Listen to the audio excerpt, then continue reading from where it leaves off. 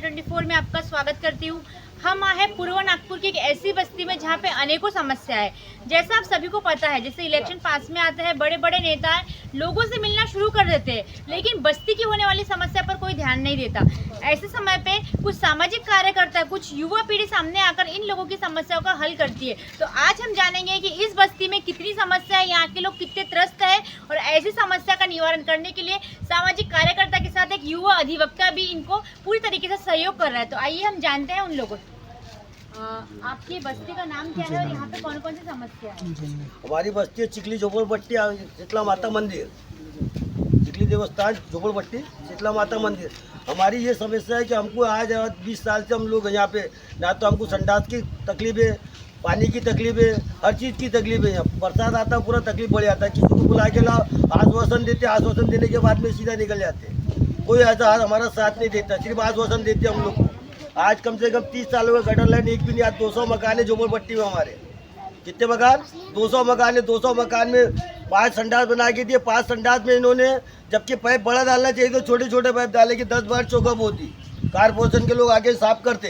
कौन है आपकी बस्ती के आमदार? आमदार कोई नहीं है यहाँ का, कोई है नहीं। आमदार है ना, सामदार है ना, कोई खानदार नहीं है। इसके लिए कहीं निवेदन दिया क्या? जी हमने निवेदन, हमने 50 बार ले गए। कृष्णा गोपड़े के पास में गए, क्यों हमारे नज़र में यहाँ का वही समझ में आया था। कृष्णा गोपड़े 2014 से लगा के 2024 तक के पहुंचे। उसके बाद में सिर्फ आश्वासन देता है कृष्णा गोपड़े, बोल वचन करते हैं ये कृष्णा गोपड़े साहब।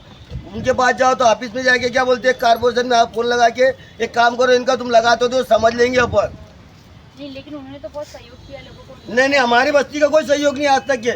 हम 2014 से अभी तक के देख रहे, जो मोदी नाना का जो राज आया 2014 के 7वें महीने की 7 तारीख के जो सीट पे बैठे मोदी नाना, है ना। 5वें महीने में इलेक्शन हुआ, दूसरे महीने में कृष्णा गोपड़े आए थे अपने डिप्टी सिंगल में, क्या बोलते हैं, आईटी ऑफिस का जो गिरंड है। कम से कम 150 बस्ती का नाम निकला था। ये चिखली बस्ती का कुछ एक पैसे का नाम नहीं है। आज आपकी बस्ती में इतनी समस्या है, तो ऐसे समय पर कौन है आगे आके जो आपको सहयोग करना चाहता है, जो इस बस्ती की हर समस्या का निवारण करना चाहता है? अब देखो, अब कोई अल्लाह का बंदा आएगा तो वो समझता करेगा। आज तक के तो जो भी आते चुतिया बनाने वाले हैं, बोल वचन करे, आश्वासन दिए चले गए। सूरज भाव, सूरज का नाम आपका? एडवोकेट सूरज भाव हमारे, ये हमारा साथ देने तैयार है और हम इनके साथ में रहेंगे हमेशा। क्या लगता है आपको, क्या इनके माध्यम से सहयोग मिलने के बाद आपकी समस्याएं हल होंगी? देखो, अल्लाह करवाने वाला, ये हमारा साथ देंगे तो बराबर हल होंगी मसला। हाँ, हम उनके साथ है, वो हमारे साथ। हम वो आगे, हम पीछे, या तो वो आगे करेंगे तो वो पीछे रहेंगे, तो उसमें भी तैयार है। वो जिसमें राजी हम उसमें राजी।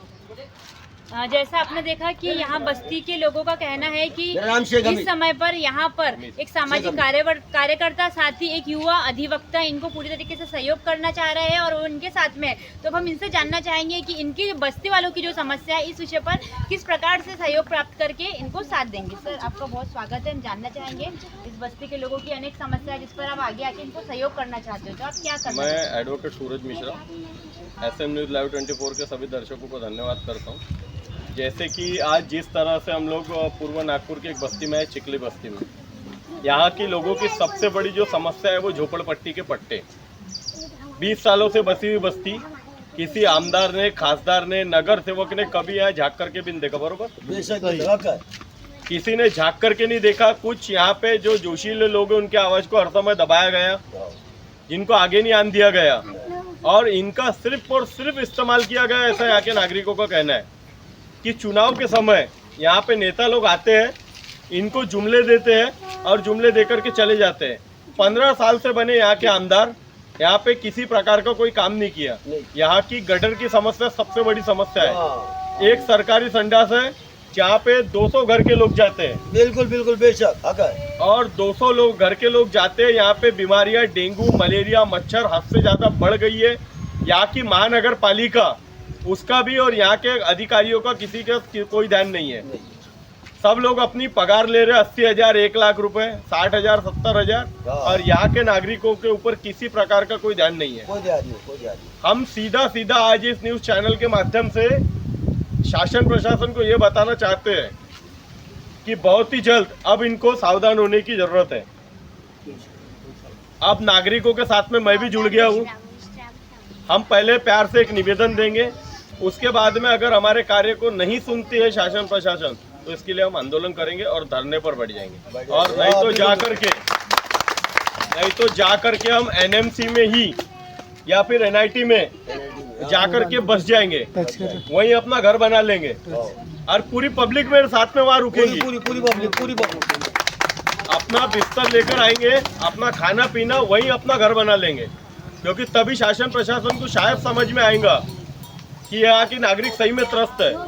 शासन प्रशासन को आंखें होते हुए भी वो अंधे बनते हैं और सिर्फ अमीर और अमीर होते जा रहा है, गरीब और गरीब होते जा रहा है। और जो ये कोई जनता जो है आपसे पैसे की भूखी नहीं है, ये शासन प्रशासन की किसी चीज की भूखी नहीं है, ये सिर्फ अपने हक की भूखी है।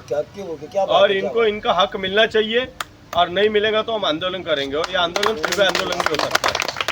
जैसा आपने देखा कि अधिवक्ता साथ ही सामाजिक कार्यकर्ता सूरज मिश्रा ने पूरे बस्ती वालों को सहयोग करते हुए अपना अगला कदम बताया है। इस विषय पर आगे क्या होता है, क्या बस्ती वालों की समस्या का निवारण होगा, क्या सच में सूरज मिश्रा अधिवक्ता के सहयोग के बाद में यहाँ की काया पलटेंगी, ये सारे विषय पर खबरें आपको मिलती रहेंगी। देखते रहिए SM न्यूज़ लाइव 24। धन्यवाद।